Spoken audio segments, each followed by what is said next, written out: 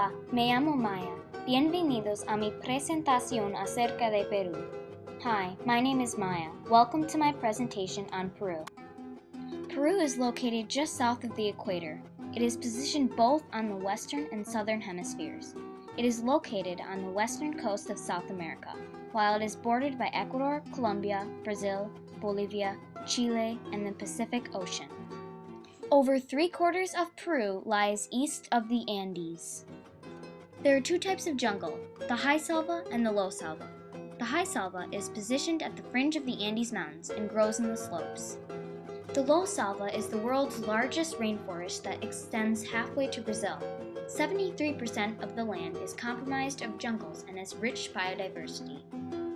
The Central Andes Range is located in Peru.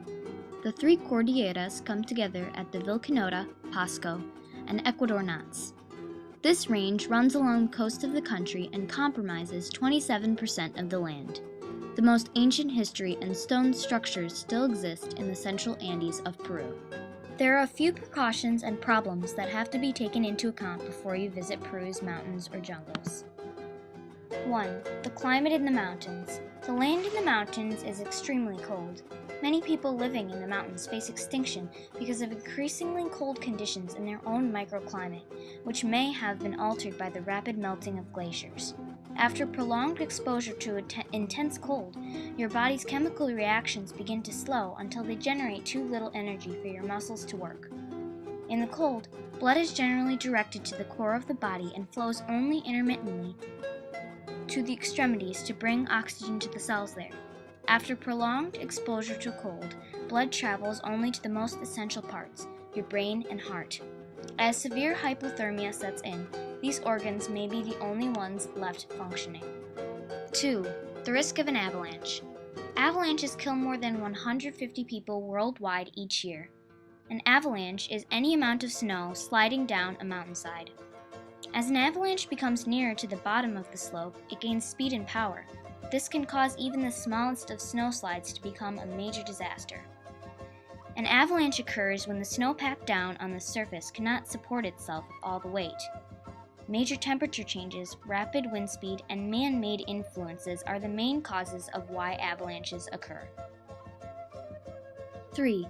Finding jungle food and water. Surviving in the jungle is more than just a case of avoiding the dangerous wildlife. In addition to finding adequate supplies of drinking water, you are faced with the challenge of locating sufficient food. Finding protein on the floor of a jungle can be as difficult as finding it in a desert. So locating edible plants, fruit, insects, and fish is a priority. Many foods and water sources contain parasites. Knowing what is safe to eat and what should be avoided is essential in a jungle setting. 4. The greatest danger of dying in the rainforests is to be bitten by a venomous snake and not have the appropriate anti-venom available for each kind of serpent.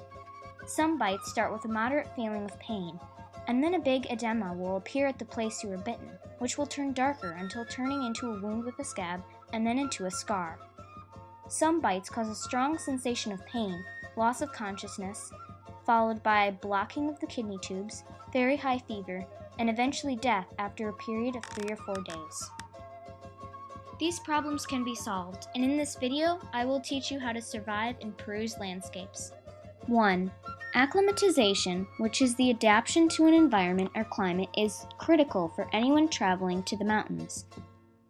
Mountaineers like to use the old saying, climb high, sleep low. What this means is that you should try day hikes that gain significant altitude, and then return to sleep and recuperate at lower altitudes. Above 10,000 feet, you should limit your sleeping altitude to only 1,000 feet higher per day. However, you still need to try the day hikes that gain several thousand feet above your sleeping altitude. Gradually, you can work your way up the mountain to higher and higher altitudes. Doing this, you acclimatize much faster than just staying in one spot for several days. 2. If you are caught in an avalanche, you have to be quick. Maintain your speed and try to ride off the slide at a 45-degree angle. If you get knocked down, dig your ski poles into the snow.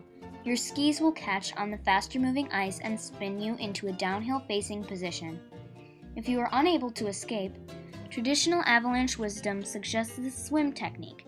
backstroke, or log roll to stay near the surface and to get as far as possible from the front of the avalanche, which is the most turbulent and has the greatest volume of snow. And keep your pack. It may provide buoyancy, as well as protect your spine and face. 3. When finding a water supply, boil that water for at least 3 minutes, sift it through a piece of clothing, and use purifying tablets. A recommendation is to drink water from a relatively fast-flowing stream or river, and preferably from its deeper part, since there are often twigs and insects close to or on the surface.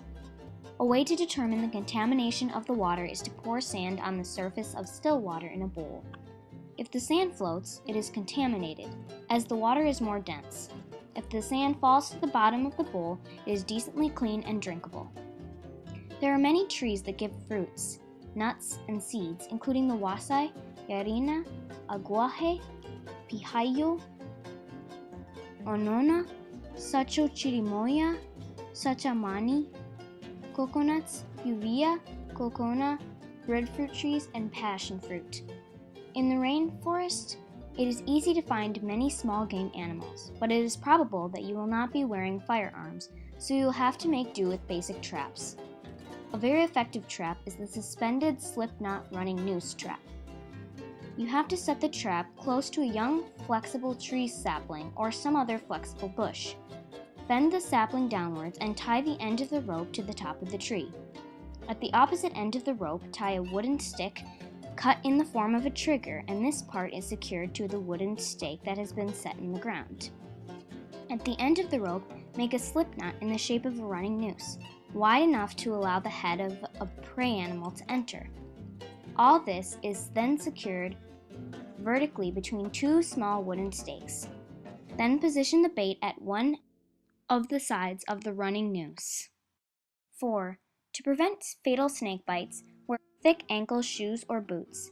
Do not go inside or poke the holes in the ground that lie among leaf litter and rotten tree trunks. If a venomous snake looks ready to attack, the first thing to do is observe the distance between you and the snake and try to measure if it would be able to strike from the distance it finds itself. If you should be outside its range, distance yourself from it and change your direction, but always keeping an eye contact with the snake.